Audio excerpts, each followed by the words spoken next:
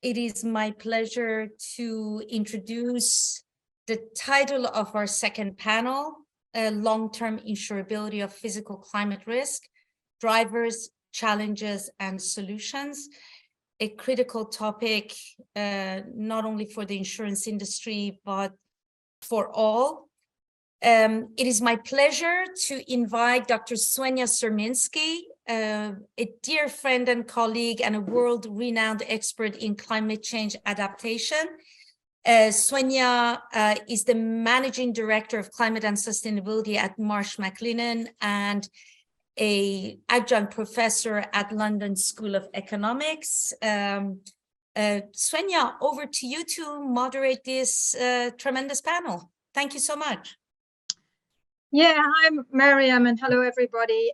Many thanks for the introduction. It's a pleasure to be here and help facilitate such an important dialogue. And, you know, the Geneva Association has really been an important thought leader in this space. And I think particularly, Mariam, you've done great work, and you have certainly put, you know, resilience and adaptation on the agenda. So I think this is important. I know we have insurability as the theme, but I guess we also need to explore, you know, what are the underlying issues and what can we do to actually achieve long-term insurability. So I've been lucky enough to be involved in a series of very influential reports, actually, that the Geneva Association did, particularly around flood risk and flood risk management systems. And it's good to see that this is also having an impact, for example, in Canada and in Germany. So I think, you know, this comes really in the spirit of, you know, we're not here to admire the problem,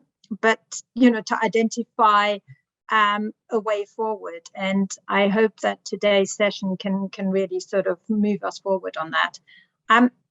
I've been working on climate resilience, insurance and adaptation throughout my whole career, I would say, as researcher, as advisor, selling insurance, working with corporates and governments. And I've also been flooded myself, and I regularly clear the drains on our local streets. So it's really a topic that I think I embrace. And for me, the main challenge is really getting society, government and industry to become proactive rather than reactive, and to invest more in prevention and adaptation. And if we do that and look at the underlying causes, then, you know, we have to look at the risk drivers. And if we do this smartly, it will mean that risks are better managed, losses reduced, and insurability becomes less of an issue. Well, the reality, unfortunately, looks different, as highlighted by various events. And, you know, we all know that socioeconomic impacts of extreme events such as heat storms, forest fires and floods, water scarcity are escalating. So, well, what to do? And who better to ask than our excellent four panelists? I'm very excited to be joined today by such a distinguished group of colleagues. Let me briefly welcome you. So we have Emma Howard-Boyd, until very recently chair of the Environment Agency here in the UK.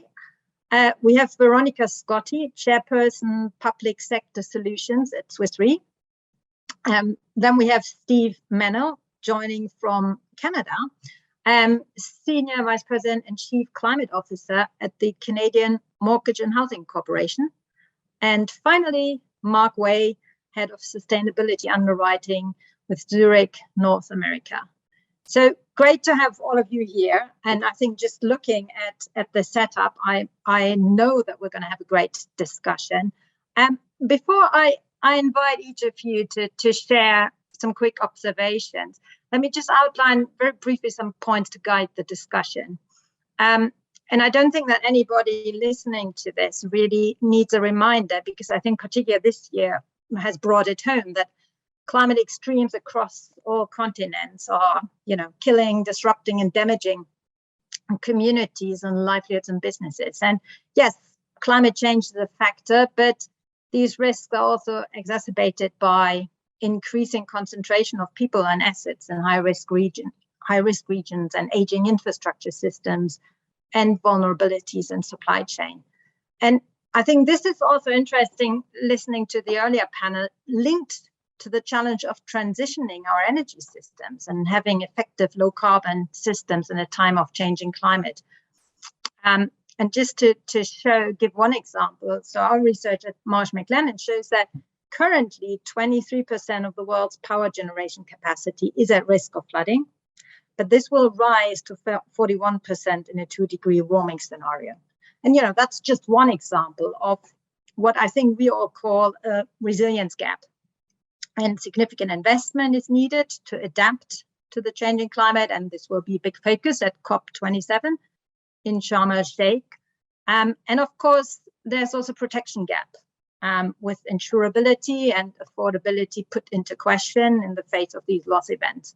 And, you know, we observe a bifurcation in the reinsurance markets. Some see rising severity and frequency as a trend and leave the market, and access to reinsurance getting tougher, and others see this as volatility. So need for new solutions, new approaches, new partnerships to foster climate resilience. And I think for the insurance sector, you know, how can the sector become a true resilience partner in this? And, you know, Mariam's work with the GA has pointed out a range of things that can help: holistic approach, system-based thinking, forward-looking, multi-stakeholder engagement. And, you know, there is so much to unpack. But I think, you know, we have a great panel. They have all different expertise and perspectives to come in. And I really hope that at the end of this session, we can all also walk away with some clear tasks, some homework, if you like.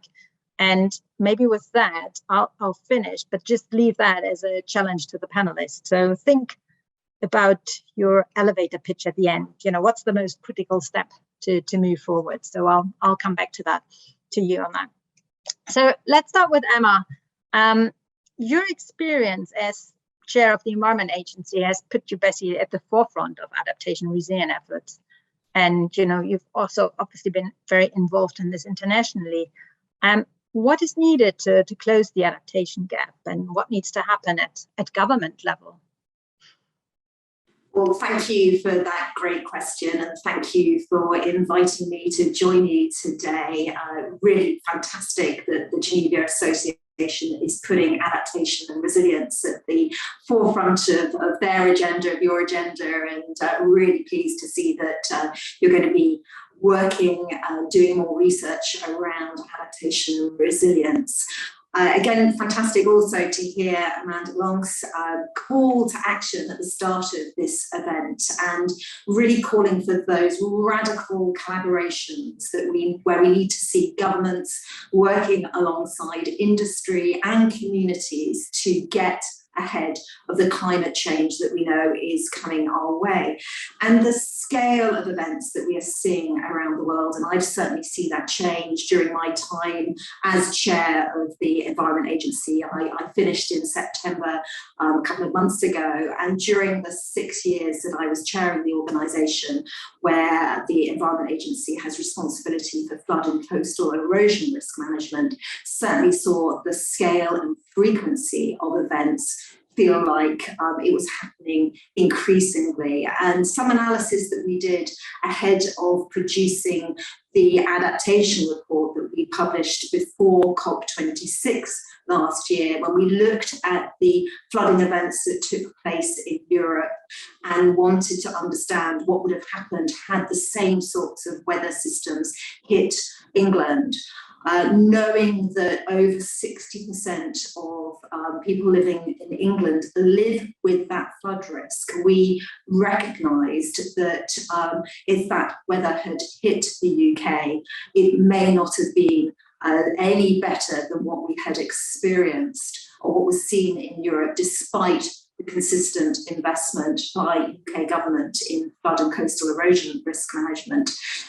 This is an area of increasing national security, and we have seen reports highlight that. And I think also one leading insurer reckons that global economic losses for natural disasters in 2022 already total over $200 billion, And they warn that the swathe of impacts are in line with the global trend and support conclusions from the last IPCC report that the assessment that Jim talked about earlier.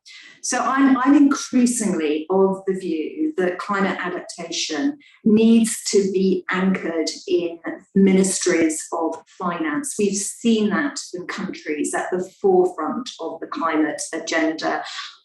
Seen this evolution in Fiji, where Fiji's Minister of Finance now has responsibility for climate change after Cyclone Winston hit in 2016 and wiped out over a third of GDP over a period of something like 36 hours. We know that we need to get ahead of the physical risks of climate change that are already locked into the system. And that is going to take place no matter how hard we push to reduce our emissions and head towards net zero. We also see in the way that we are seeing climate shocks manifest themselves, that we're seeing cascading risks, whether it's flip-flopping from too much water to too little water. The pounding that infrastructure is taking from too much rain and dry weather as well. And this means that wherever you are in the world, we need to see the interlocking impacts of climate change understood through the way our infrastructure and our utilities and supply chains link together so systemically. I think initiatives like the Coalition for Climate Resilient Investment have really shown the value of that, new forms of collaboration, but we need to see more governments, more local governments, more insurers, more people working in finances, businesses in the real economy join together to provide the resilience and adaptation that we know is needed. Thank you. Well, thank you very much, Emma, and clearly a call there for greater collaboration and partnership. And well, Veronica, that must have been, sounding good music in your ears, I guess. I mean, this is what you do day in, day out.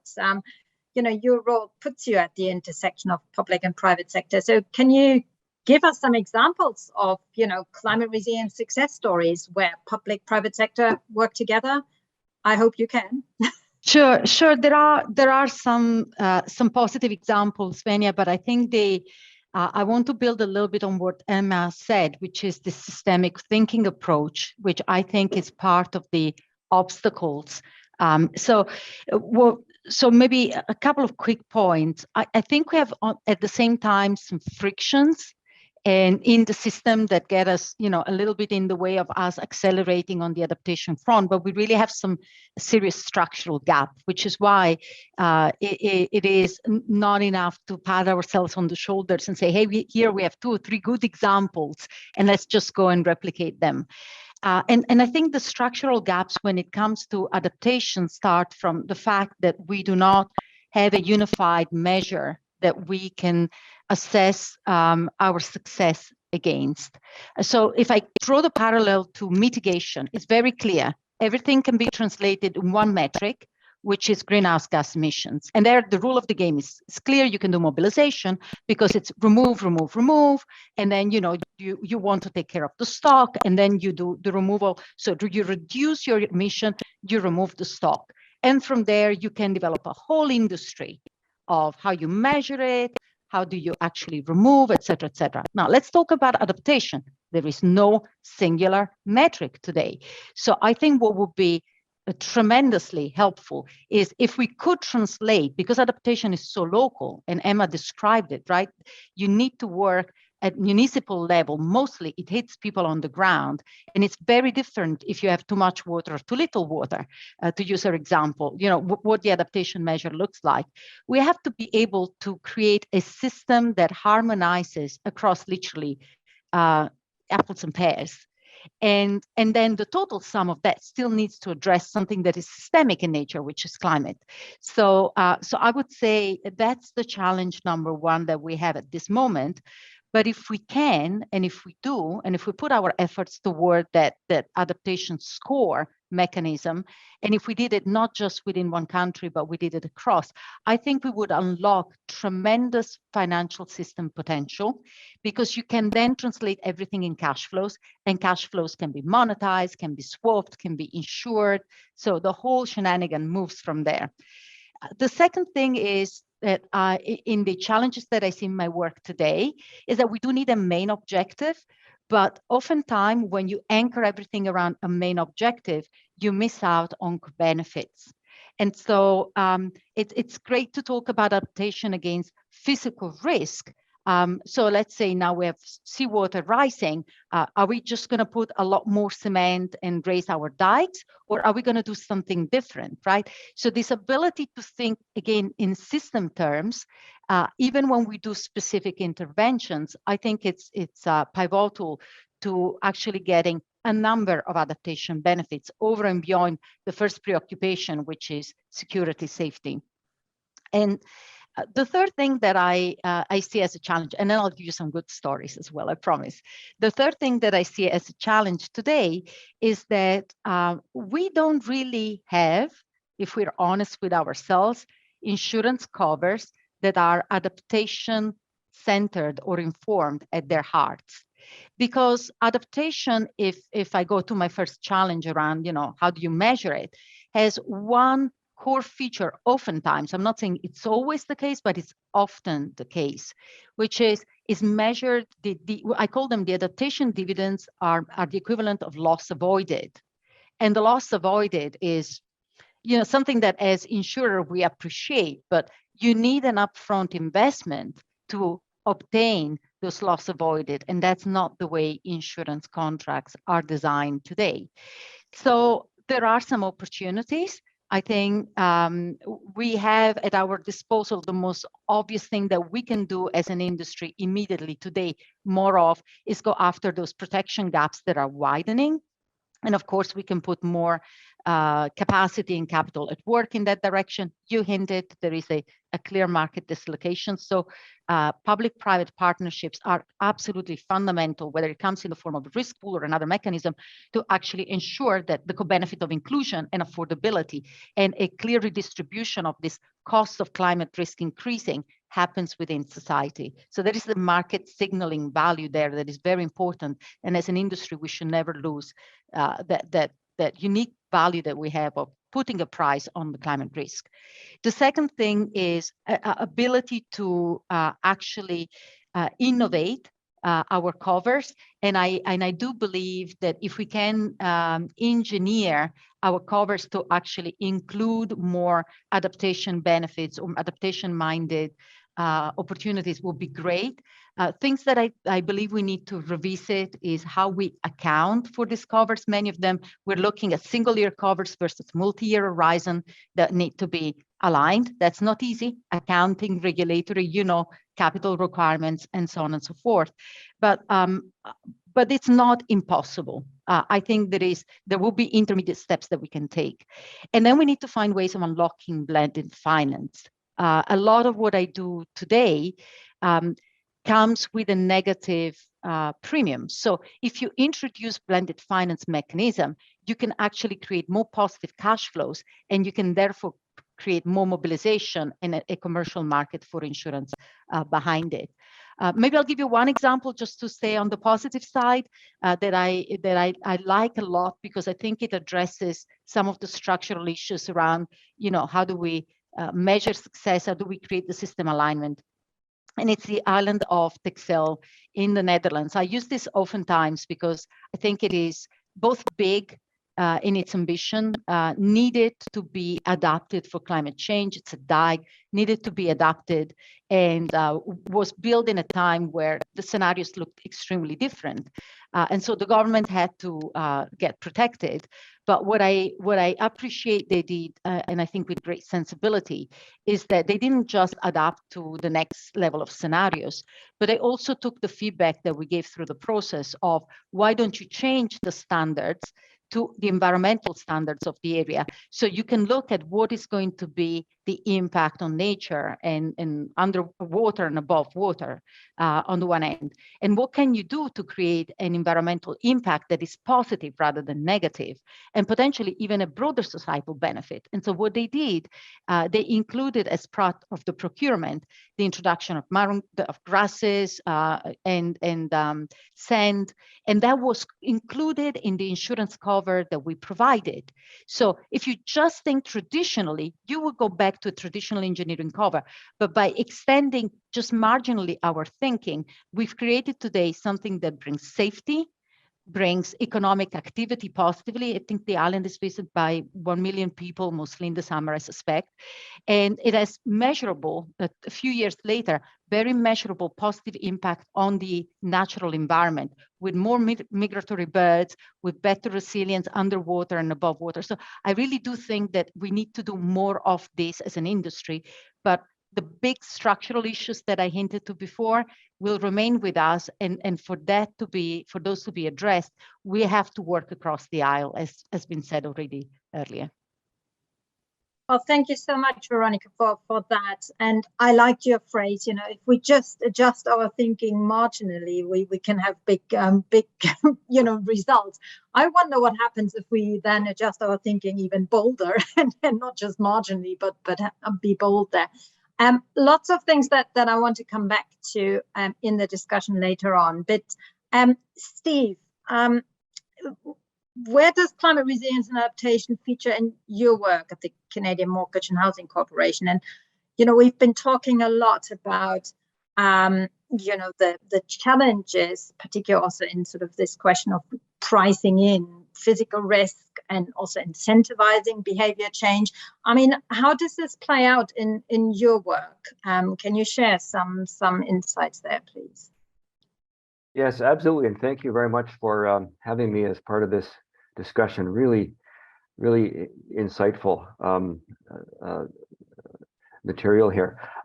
I should probably start by explaining a little bit about the North American and particularly the Canadian context, because it is a little bit different than what than the European one.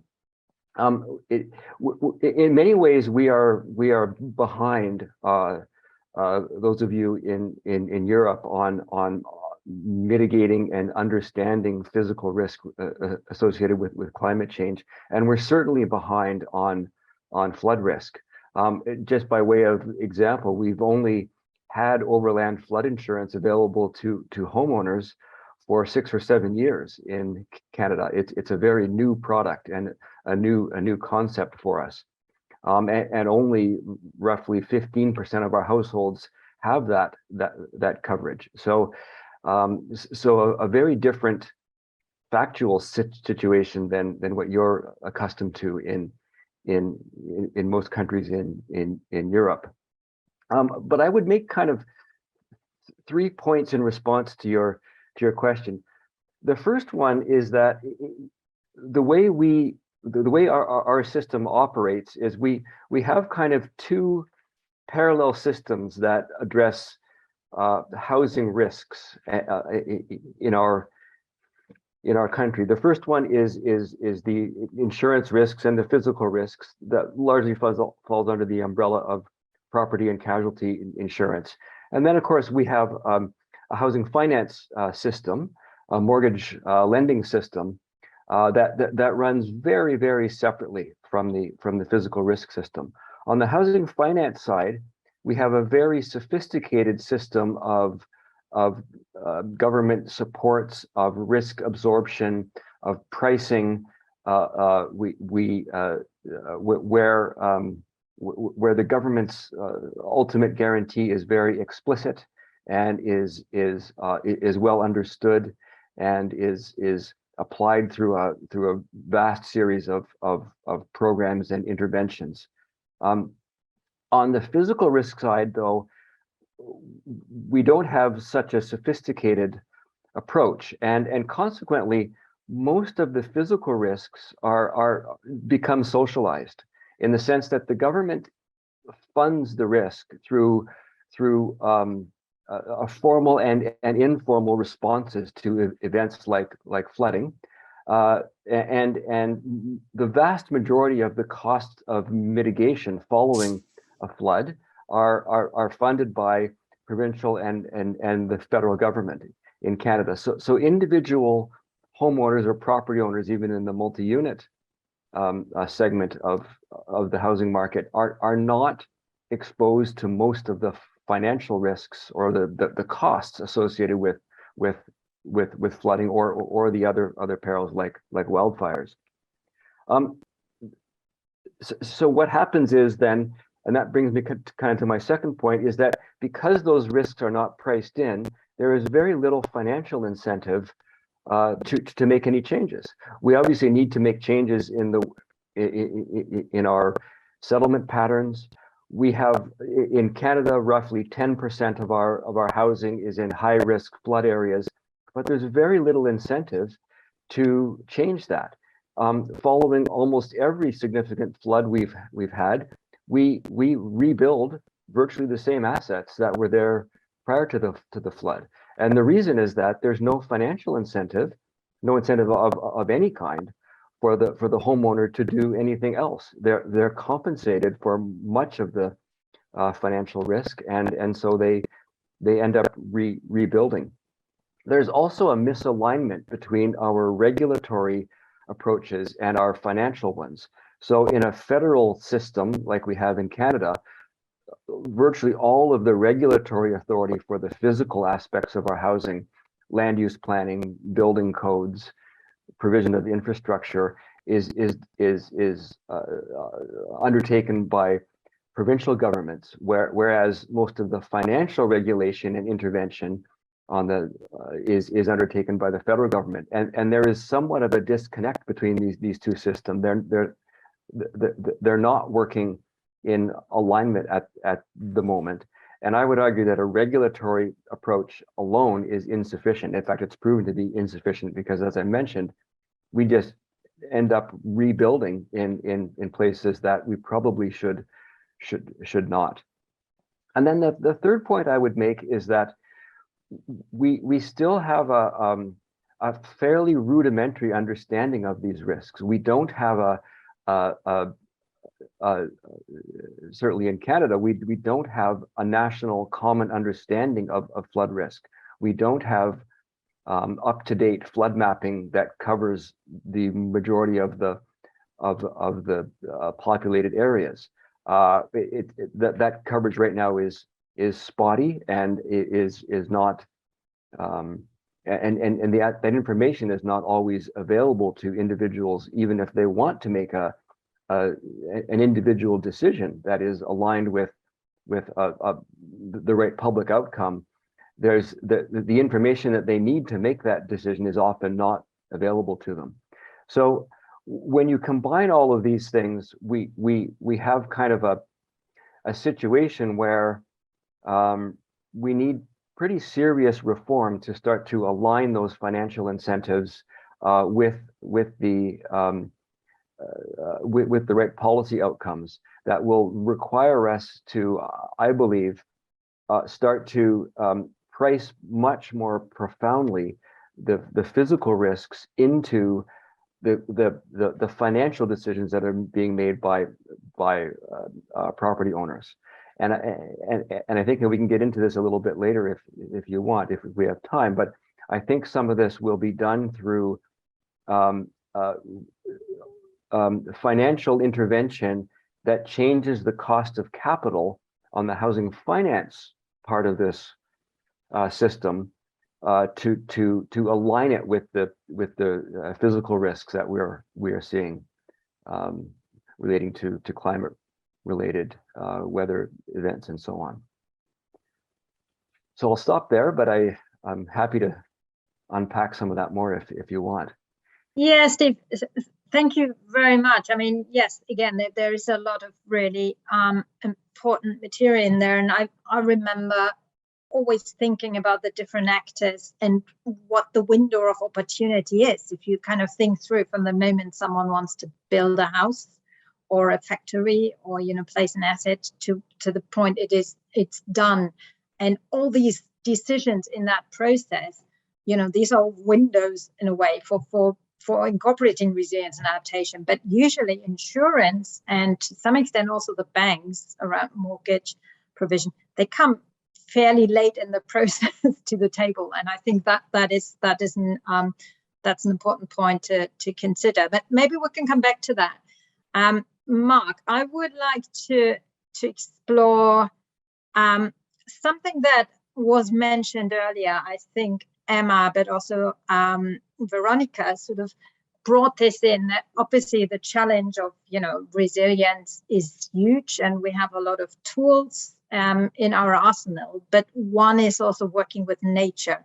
And I think this is an area that you have been doing particular quite a significant amount of work. I think you've also recently worked with the Geneva Association in this space. It's kind of utilizing nature-based solutions for climate resilience. And I know there is a lot of movement and momentum, but how big is the opportunity you see also for the insurance industry and kind of, well, let's call it the nature-based resilience space for a better term. So what is your perspective? Well, how much time have you got, Swenja? I think I've actually just got a few minutes, but let me try and put this into a reasonably large nutshell. And then thank you, by the way, for the invitation to talk on the panel today. I think it's fair to say that when we talk about building resilience to climate change or severe weather impacts, we all get quite good at reeling off a whole list of things that we could be doing, should be doing, or should be doing more of. But until relatively recently, nature has been conspicuously absent. I mean, this is not something that has really featured a lot in that discussion until maybe the last few years. And so if we're talking about nature, what are we talking about here? Well, we're talking about ecosystems in a very broad sense. It can be freshwater, saltwater, everything from mangroves to salt marshes, freshwater marshes, all the way up to floodplains, forests, etc. And I think one of the reasons why we as an industry are beginning to sort of talk about this topic more is not just the fact that we need kind of all of the above if we're going to significantly build resilience to the projected climate change, but it's also because there's been a lot of work done around actually trying to quantify what that protection value is. And I think putting a dollars and cents number on this is something not something that the environmental conservation players particularly like, but it is extremely necessary if you're talking to decision makers who don't talk in terms of nature or parts per million of carbon for that matter.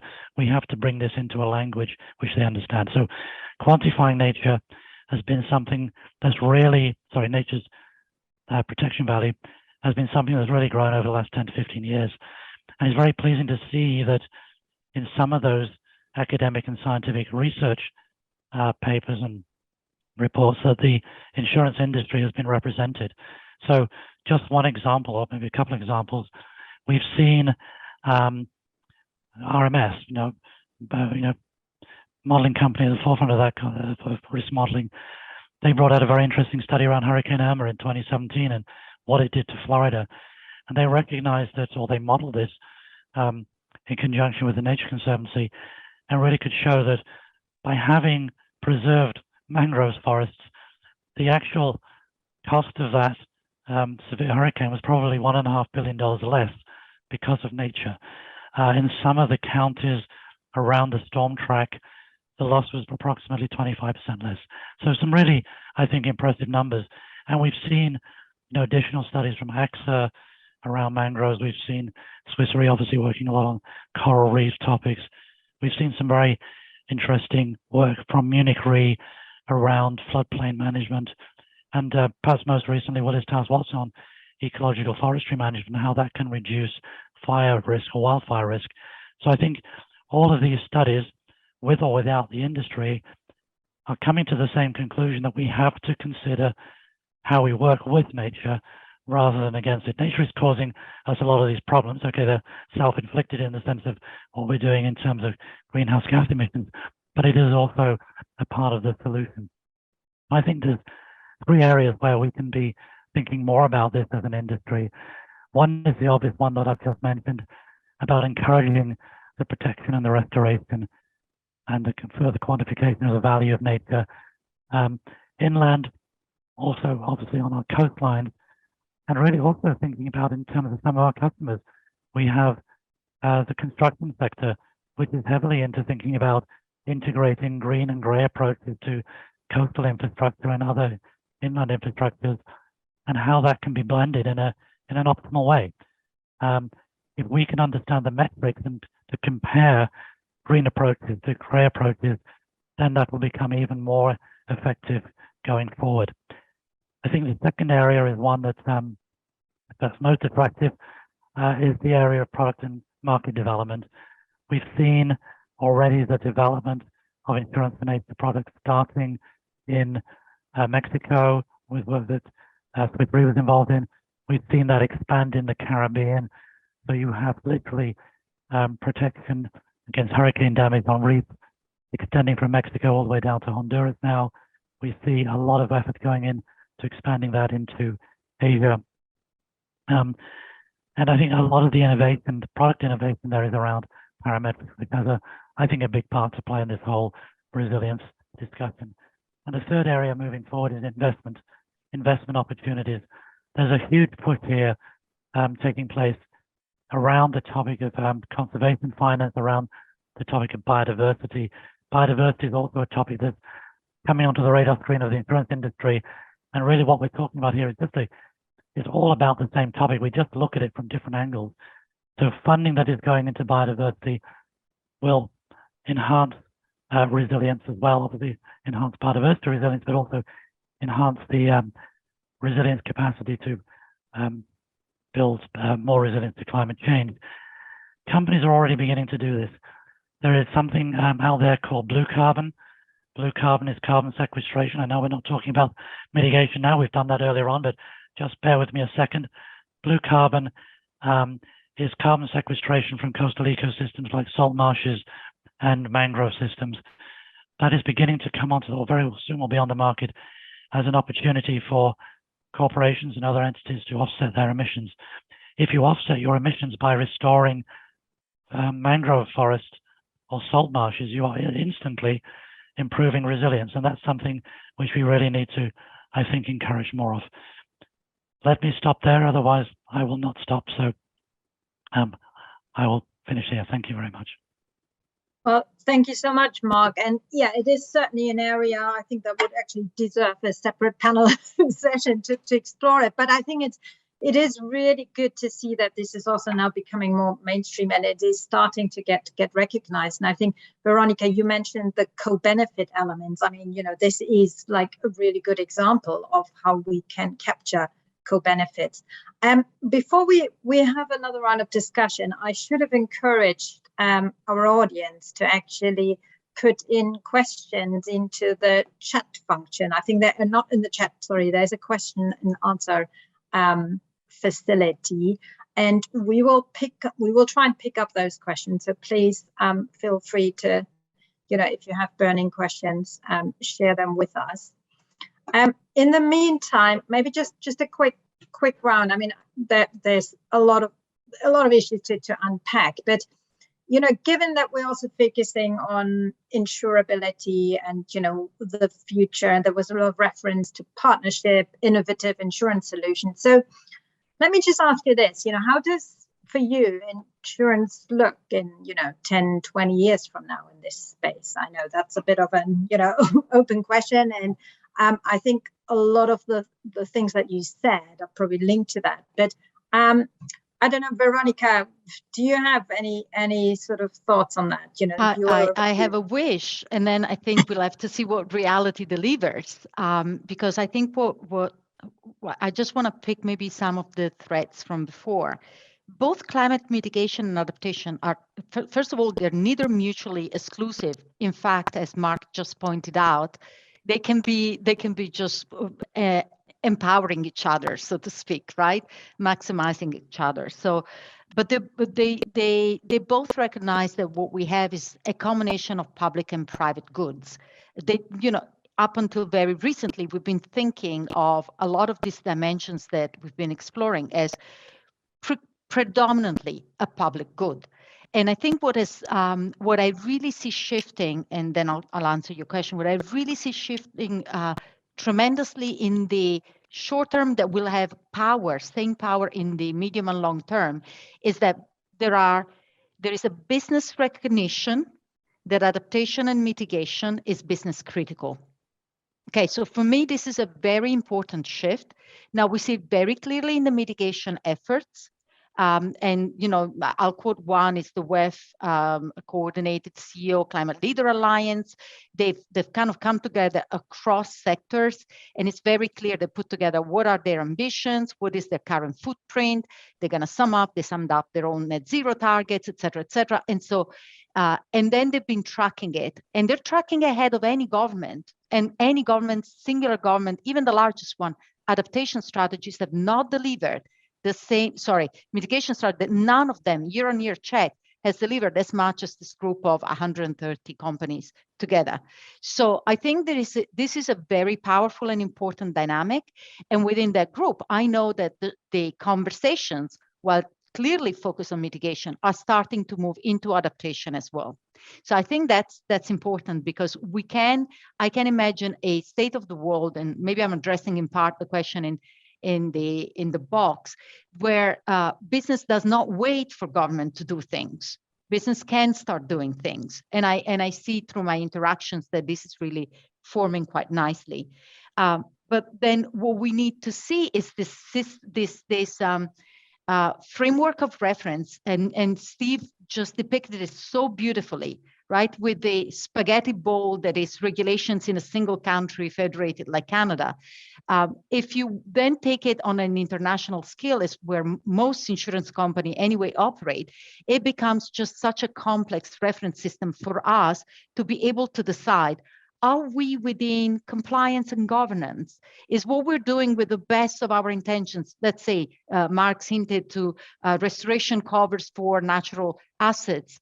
Are those actually moving the needle or not? How do we know? How do you know that we've created a positive impact? How do we report on this positive impact? Are we introducing a liability risk for our organization, but just even talking about it?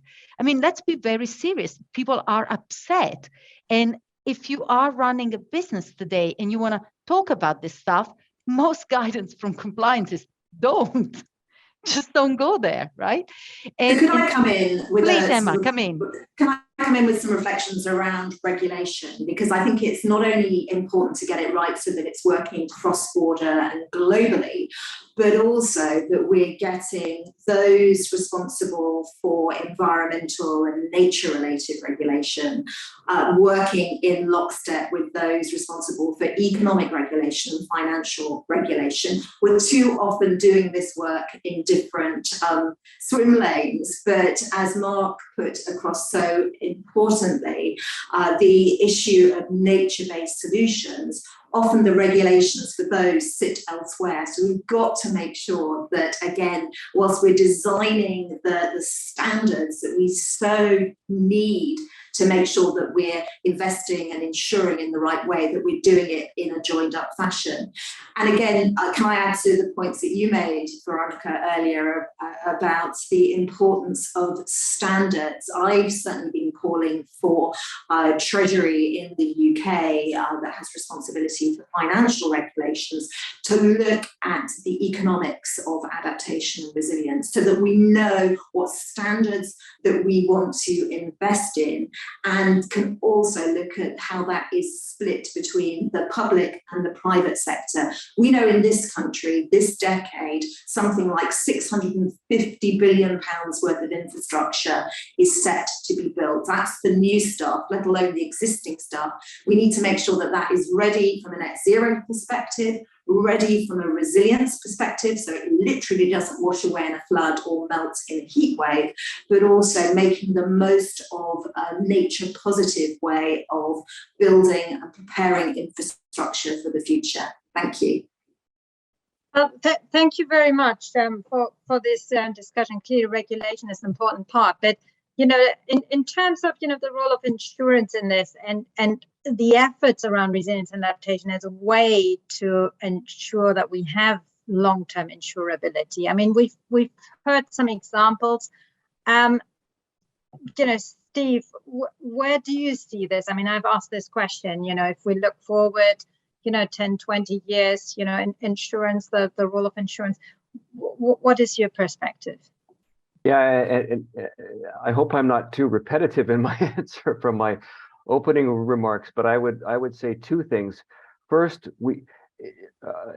as I mentioned, we're a little bit behind in Canada as compared to the rest of the world, and so we need to, first of all, find a way to bring the majority of residential properties into certainly the flood risk insurance domain. As I mentioned, we don't even have basic primary insurance coverage for 85% of our housing. So we need to find a way to do that. And obviously, a key step in that is removing some of the moral hazard that's currently created by a system that has been argued has too much government support.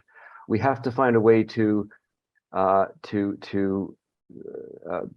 place more of the risk or create more of the incidence of the risk on the individual property owner in a way that then sends a proper price signal to the market, but is done in such a way that does not have too severe long-term consequences on the homeowner or the housing market. And this is extraordinarily tricky. There's no obvious and easy way to do this, but I think it needs to be done. And the second thing is that, again, at the risk of being repetitive, we have to align the capital markets incentives with the physical risk and insurance incentives, because currently they are not aligned. We need to make it more expensive to get capital when you're taking a mortgage in a high risk zone or a high risk area, and I'm thinking about flooding in particular here, but the same would apply to other physical perils. Right now, the cost of a mortgage in Canada is the same, irrespective of the physical risk to the property, and the reason is that that risk is absorbed mostly by the government before it actually reaches the financial system, and we need to change that. Again, reforms to those systems are extraordinarily difficult, but I think we have no choice. The cost of these perils is increasing dramatically in Canada the same way it is in the rest of the world, and we need to be much more prepared for this. Well, thank you very much. Let's turn to the question. We have some great questions coming through the audience there, and I will try and package them together. That there are, to begin with, there is a question about the role of reinsurance companies and in responding to climate adaptation needs. I think, Veronica, you have already responded to some extent to that, but there's also this question of how can we then bring together governments, policymakers, and insurers.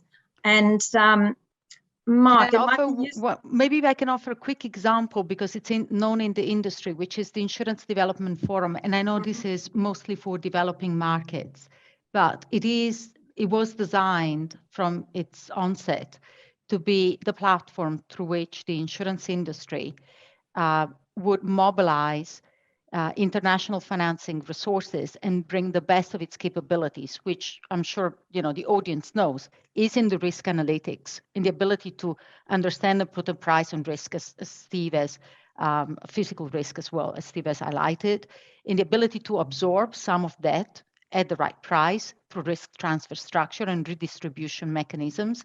And of course, it's investment, as Emma was saying before.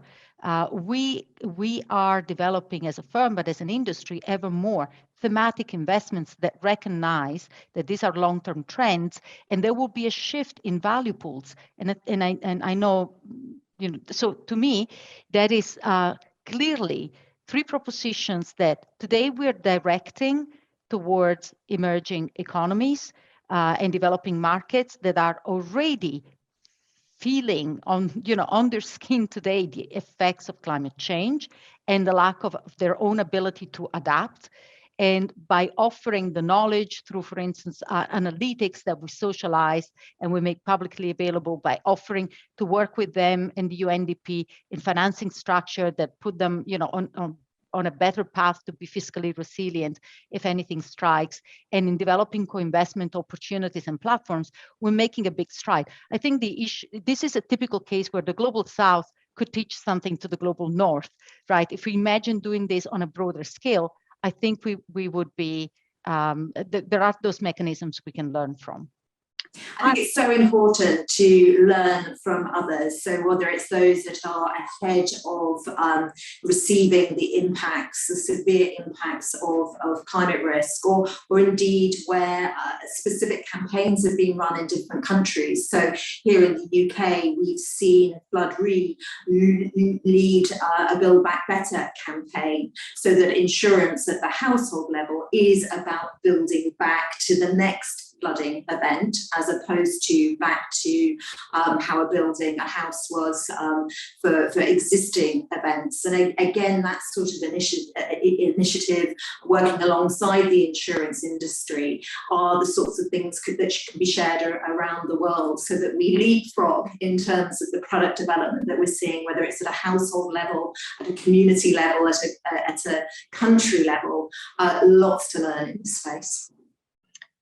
I mean, lots of good examples. I just would say, it's taken us quite a while to get to the implementation part. I mean, there has been, none of these topics are very new, and we've had lots of forums, lots of discussions. So I think the key question is this now having traction? Is this now really then translating into, solutions on the ground? And Mark, I want to put my finger on the nature part, because from what you said, it seems, I mean, maybe I'm wrong, but it seems that there seems to be a bit of an acceleration and sort of a focus on, well, we can deliver, and this is happening. Is that a wrong perception, or would you argue, because, the examples that you gave sounded like there was some real innovation on the ground? Yeah, I mean, I certainly think there is. This is advancing as a topic that is getting much more attention than it did inside and outside of the industry, certainly across the public sector, because people are beginning to understand that, if you look at the Venn diagram, you don't really have the economy here and then, the environment here. You basically have the economy here and the environment right around it. There is no way you can sort of see, long-term businesses in many areas is going to be reliant on the environment, on biodiversity. But I do think this is an opportunity for the industry to really advance that conversation, because there's a number of trends out there which we're clearly seeing, but it's going to take patience. Product innovation in this space is going to take patience too, but it has begun, as I said earlier.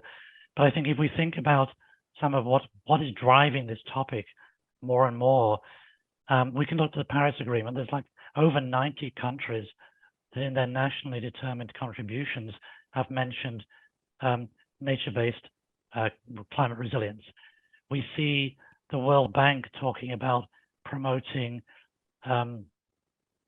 nature-positive investments. The G7 is coming out supporting nature-based solutions, and we're seeing an increase in ODA investment in the nature area. I think, though, one thing that could actually potentially, I wouldn't say be more important, but have as great an impact is the Task Force for Nature-Related Financial Disclosures. This is following on, obviously, from the Climate-Related Financial Disclosures Task Force. They are currently putting together an outline for how particularly companies can report on how they impact nature and what they're doing about it. If that becomes broadly implemented, it could be a game changer. I really think that's going to potentially drive so much more interest, investment, and it broadens the concept of license to operate in the sense that companies will all have to show what we're doing in this area. And there's going to be a lot of attention from investors, from local communities. Game changer. I'm not sure that's maybe an exaggeration. I don't think it is. My instinct is that could be hugely important for this whole topic area. We need to make sure that the data and disclosure that initiatives like TNFD will bring lead to deals and delivery.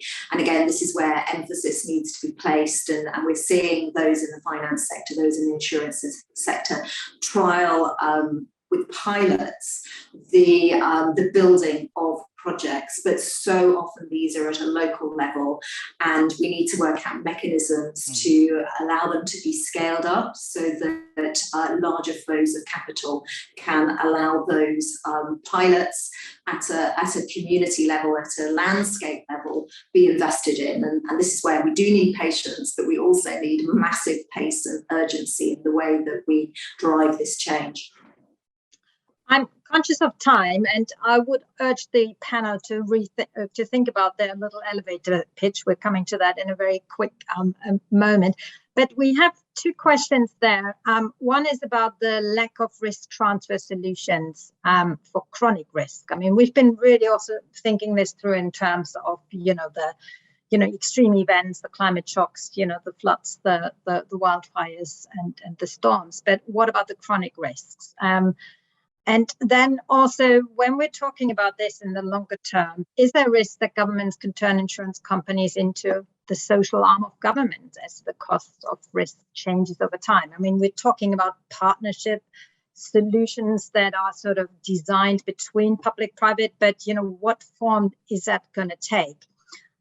Difficult questions, I think, but certainly, anybody on the panel who wants to have a go, maybe very quickly before we do. I'll go to the second one, Swenja. I'm actually, I'll be very surprised if that's the outcome 10 years from now.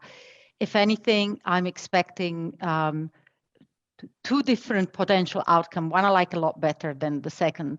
The first one is one where through the convolution, which is happening right now, the convergence of the first set on a large national scale of national adaptation strategies coming to market and the NDCs, that we finally have an affirmative statement from governments and public sector stakeholders that yes, they have to have a strategy. They have to have a strategy. And now we all know that strategies are not enough and we need roadmaps. And so as we develop those roadmaps, I think the industry can be an amazing partner to bring the risk knowledge. As I said that before, but I really want to reiterate it. I say today I'm on various government panels and advisory roles, etc. And this is like so clear to me that we need to be able to translate what we've been doing within the industry very knowledgeably for a few years into the next evolution. There's going to be a big wave, and the next wave requires us to think in scenarios, to translate those physical risks, as Emma said, also in economic cascading effects, because that's what it's really at stake, and to think about as part of the solutions in an integrated way, as Mark suggested, what are all the co-benefits. So the second level of intervention that we can make, and we're starting to making, is in the benefits is to think in SDG terms. There are efforts at industry level. I know the ICMF, for instance, has brought it forward very successfully and will be iterated around. I don't have the time to go into the details, but they developed an SDG calculator, which is an interesting proposition to really measure their impact. At the same time, we have BESS, biodiversity and ecosystem services that Mark has hinted throughout all these interventions that are now being integrated in our geospatial analysis. And as that gets enriched with the data that Emma was referring to, we can apply project by project across projects, and then you aggregate across. We can have a huge influence together on the ability to transform and adapt at scale. The final thing that I want to share is that with it, especially from my angle, because I work a lot with multilateral development organizations, they're very, very keen, and I'm sure that if between COP27 and 28, this will become apparent, they're very keen to come up with new blended finance models. So this is another opportunity where the industry can participate both as an investor and as a risk taker, because we'll not simply see the risks coming to us and us lowering the bar and becoming the socialist element of society. what I believe that if we don't do all of this, what will in fact more likely happen, and I give it a low probability because I believe in the power of our industry, but what could happen is that actually the governments will be forced to take up more of what today is in the commercial market because the commercial market withdraws. We should actually be on the forefront of taking all the expertise and develop the next generation of tools and capabilities to ensure that risks remain insurable, remain in the commercial market, and the public sector enhances its mandate for public good with a commerciality and an ability to foster an economic activity that is balanced and not nationalized. But I've used also my 3 minutes for closing, so I'm done. Yeah, I think that was part of your elevator pitch already built in. So very conscious that we're running out of time, but I want to give Steve, Mark, and Emma also a chance.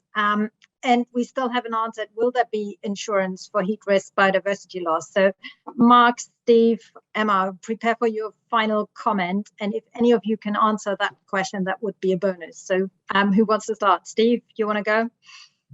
Sure, although I don't know that I can answer that question very well. In fact, my closing pitch is pretty similar to Veronica's. I think there is a strong role for government in the solution to this problem, but it is one where the government supports a market solution, not one where the government takes on all of the risk.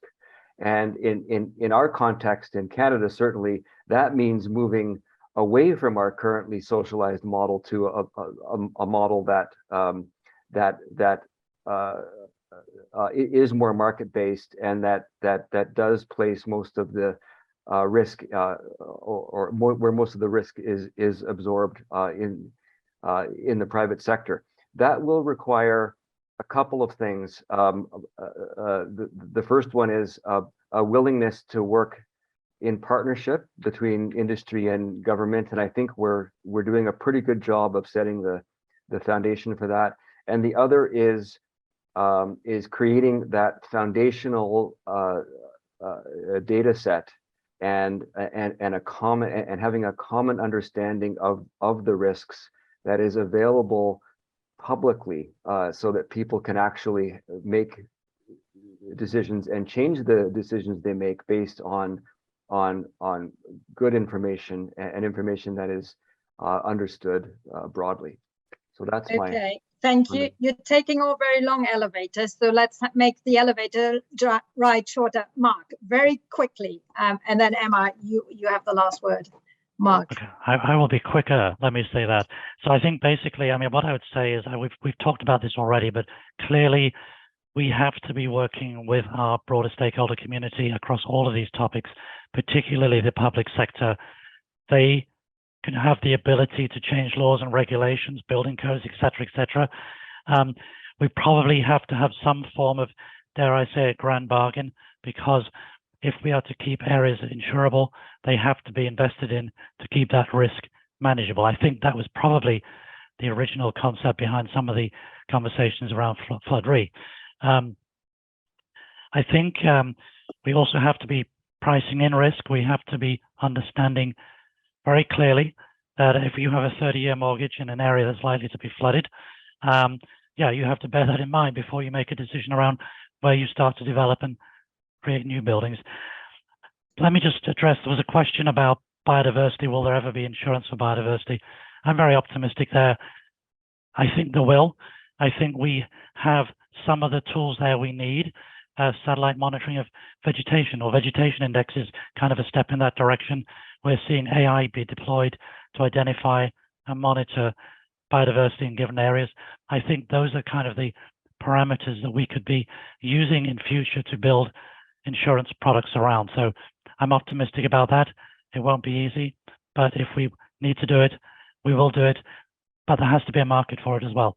To the question about insurance and can we have more product innovation? If there isn't a market there, developing new products and services is extremely time intensive. We need to see that those markets will be there when we have developed them. Okay, thank you. And Emma, are you inspired? Do you believe the industry will be part of the solution? I do, but we need radical collaboration between the public, private and third sectors at all levels, country, global, national and local.